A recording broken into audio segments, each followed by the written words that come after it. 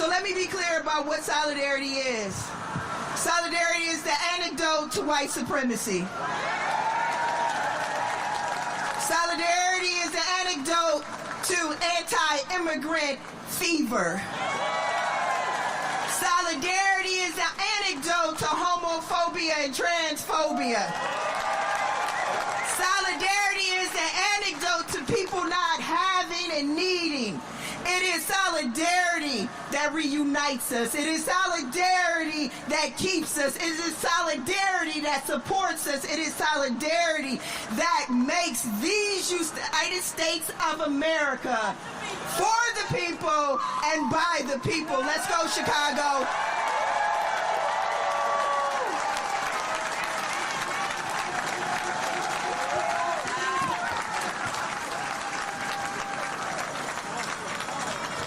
Like any fight, we've got allies in the fight. Y'all know my friend Congressman Chuy Garcia. We've got Alderman Andre Vasquez, Alderwoman Lenny Mona-Heppenworth, Senator Lakeisha Collins, my union sister, Alderman Bill Conway, Senator Mike Simmons, Mayor Dan Biss, and more to come. I'd now like to bring up my friend, Director of Organizing for Painters District Council 14, and one badass, he's going to tell you about this building right here, Al Barraza. What do we want? Justice.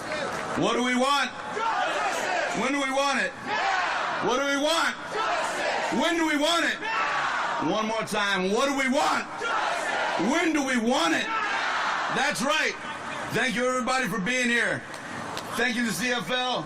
Thank you for the labor movement. When I was asked to speak today, it was a no-brainer. Why? Because we're on sacred, hallowed ground here at the Haymarket Memorial in 1886. Back then, workers were dealing with the injustices that we're still dealing with today. And we don't have to look so far, but just to look to my left, and you'll see injustices happening every day there, where we have, unfortunately, workers there that are not represented by a union, that are being taken advantage of, still to this day. And for what? For injustices to make people rich, to exploit the needs of workers against the sacrifices of other workers, so that we pit each other against each other. That cannot happen. We have to unite and bring these workers into the fold, into our union, into the fight for solidarity. That's what we're going to do here today. So despite the despair that we see and feel maybe every day, it's a blessing to come out here and look at all these union brothers and sisters, workers that are organized and ready to fight back the tyranny. And that's what we're going to do today. So I hope, brothers and sisters, you are ready for a walk, because I sure as hell am. Thank you.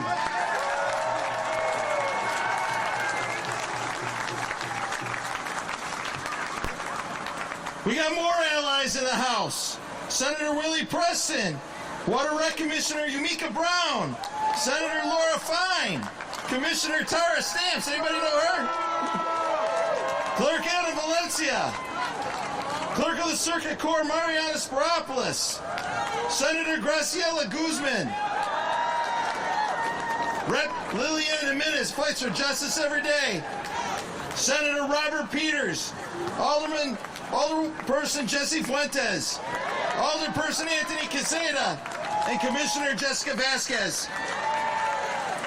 That's a lot of elected officials. A lot of these folks I've just read, they're organizers.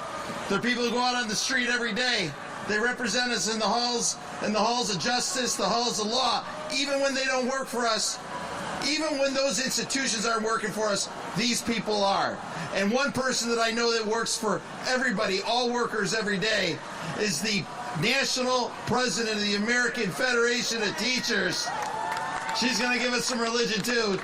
Randy Weingarten.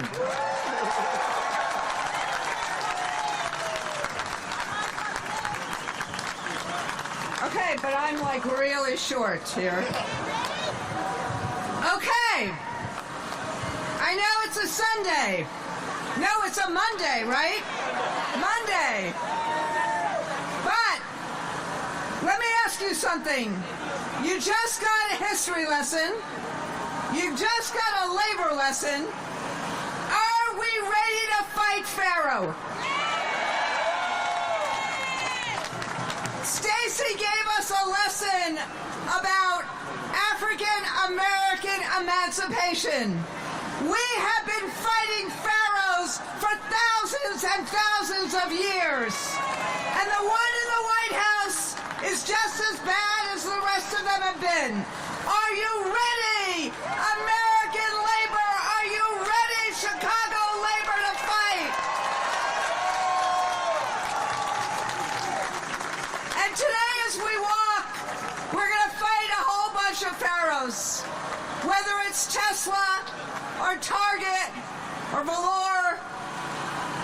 What has happened in this country is that the billionaires don't understand that this country was created in protest and in resistance to fight off a king, not to recreate a king. Sorry, I'm also a history teacher. But what we know is that those kings, those pharaohs, those authoritarians, it's not as if they will just concede. You know this from Frederick Douglass, another icon for all of us. Power does not concede willingly. It does not concede without demand. So Chicago labor, are we ready to demand? And demand we must, not simply for a choice of the cruelty of Trump or a broken status quo. We must demand a better life for all workers. One job should be enough. Public schools should be strengthened, not abandoned. Higher education should be affordable. Social Security should be saved. Medicare and Medicaid should be sacrosanct. Why are these demands not the demands of every single politician in Washington? This is what creates dignity. This is what creates opportunity. And this is what creates affordability. But my friends, and that's why all across the country today, 1,000 events. Labor is not simply doing picnics and parades. We are fighting for a better life for all Americans. That's what Labor Day should be about as we stand in hallowed ground. So, let me ask you, in a city that is about to get a military occupation, with an administration that disappears immigrants rather than reveres immigrants, are you ready to fight for that multicultural, multi-ethnic democracy that Stacey was talking about? Are you ready to fight for dignity of the American worker? Are you ready to fight for dignity of all workers and all Americans? Are you ready to fight for good public schools? And for people to have higher education and decent housing and decent health care and a decent retirement? Are you ready to stand up? You are standing. Are you ready to show up? Are you ready to speak up? Are you ready to fight each and every day? Because we know when we fight, when we fight, solidarity.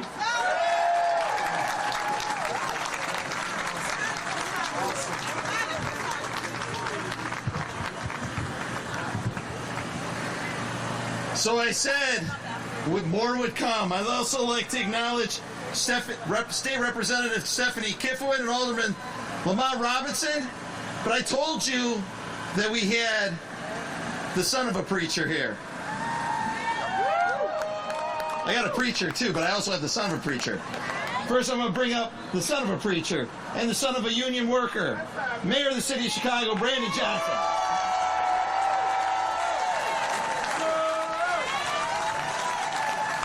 Let's go. Let me hear you, Chicago. Let me get you a little bit more noisy out there.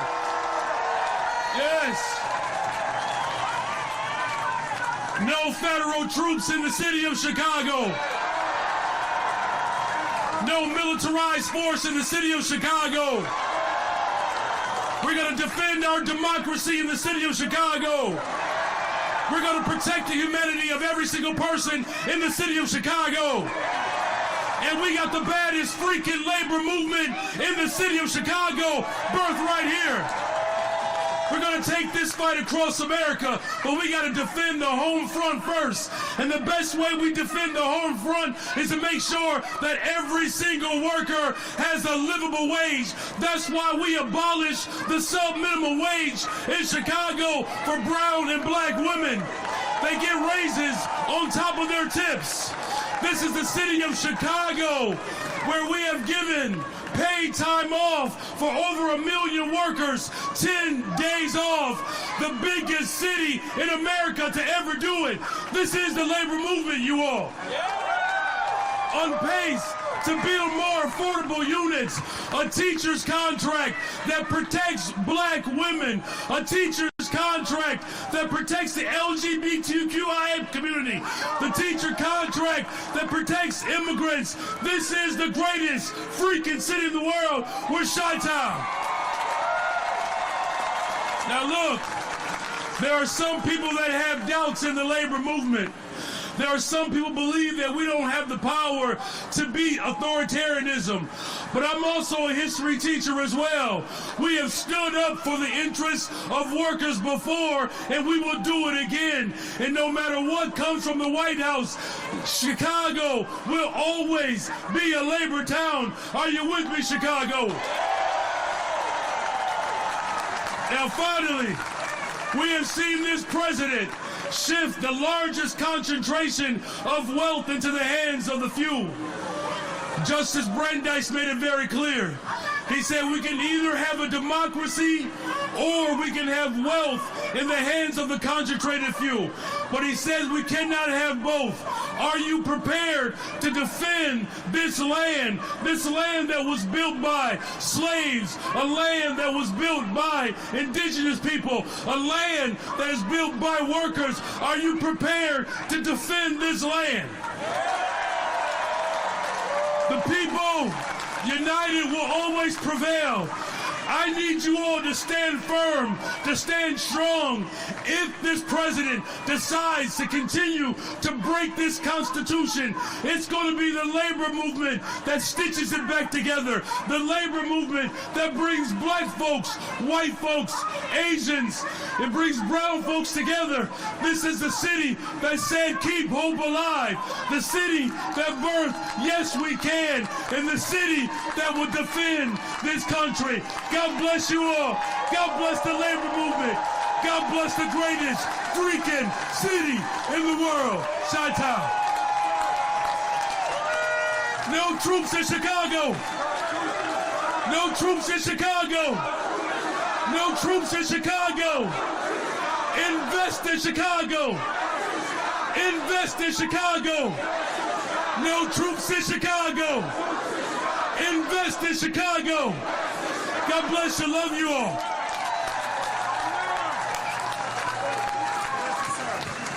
Where we fight! Where we fight! Where we fight! Listen, y'all. We're here to stand up for something, right? We're here to stand up for working people. And as we stare down into authoritarianism, we got to call it what it is. And in this fight, we have to see if people will be who they say they are. This is one of those moments where you have to live your values. Now, it's real easy to do that until you face somebody like Donald Trump, who's using every ounce of his power to bring the country to heel. But we know a brother who is holding people accountable. We know a brother who is working to make sure that when it comes to coming to heel to Donald Trump, that people stand up for themselves and make sure that the companies that take our money live the values that this country is really all about. And you know who's calling for Target Corporation to be accountable? Our next speaker, Pastor Jamal Bryant.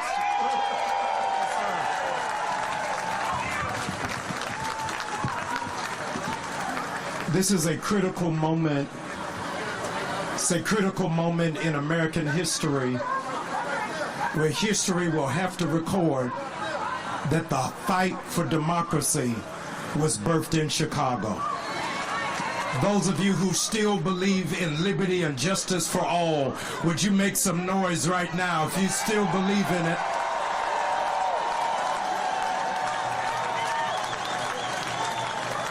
In order to make America great, you cannot make America great without unions.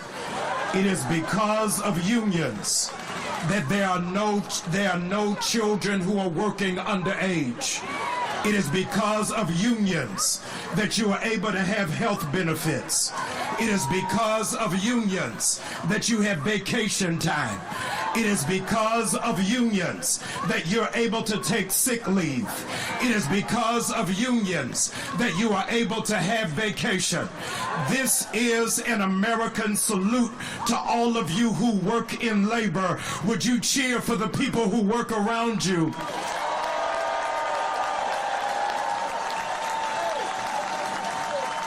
There are more labor workers than there are billionaires. You just missed what I said. There are more labor workers than there are billionaires. It is because of your sweat equity. It is because of your stick-to-itiveness. It's because of your focus that America is still standing. You are the true patriots. Celebrate yourselves on Labor Day. Celebrate yourselves. I want to thank Randy and Stacy for standing with us. I so believe in what it is that you are doing that I flew from Atlanta, Georgia, just to be with the labor workers of Chicago, Illinois, because this is not a local fight. It is a national fight. We owe a debt of gratitude for the most fearless leader in America today is the mayor of Chicago. Let's celebrate him.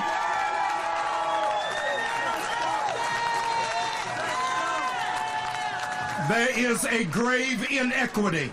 There's a grave inequity when ICE agents are making more money than Chicago teachers. Something is wrong. Our teachers who are in fact instructing our young people, teaching our young people, and educating our young people out of their own pockets have to decorate their classrooms, have to teach their students overtime. And the mistake that this administration made is that they hired a wrestler to oversee education. A wrestler cannot confront labor union workers who are fighters. And those of you who are going to fight for Medicaid, make some noise. You're going to fight for Medicare, make some noise. You're going to fight for a livable wage, make some noise. You're going to fight for our children, make some noise. And so if you really want to change America and make America safe, don't send in the National Guard, send in teachers, because the teachers can make a difference and make an impact and can change the world. We are standing today against those who have betrayed our community like Target. Target thought that they could play in our face and take away diversity, equity, and inclusion.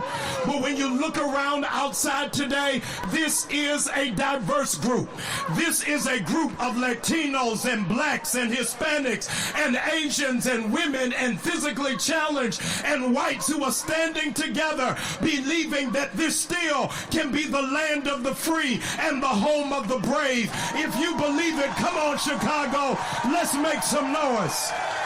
Come on, you can do better than that.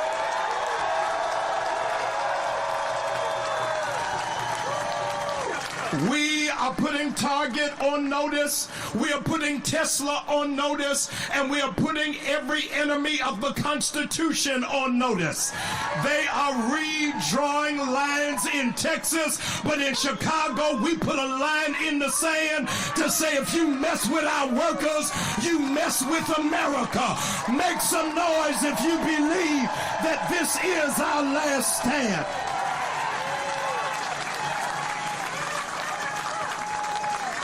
Standing at 6'3", Napoleon was up against the Austrian troops. They were losing, and the French troops were dizzied. They felt as if they had no focus. They were down 3-1 against the Austrian troops. And Napoleon said to the French troops, "We cannot fight their army. We will fight their mindset." Today, when we march, we are not fighting against an army. We are fighting against a mindset in America that thinks workers will be taken for granted and will roll over and play dead. Martin Luther King Jr. gave us our marching orders for today. He said, if you can't fly, then run. If you can't run, then walk. If you can't walk, then crawl. Union workers, let's crawl to the finish line and make America great by standing for the least of these, because the revolution is going to happen in Chicago. All the labor unions, lift up your voice if you're not turning back, but forward ever and backwards never.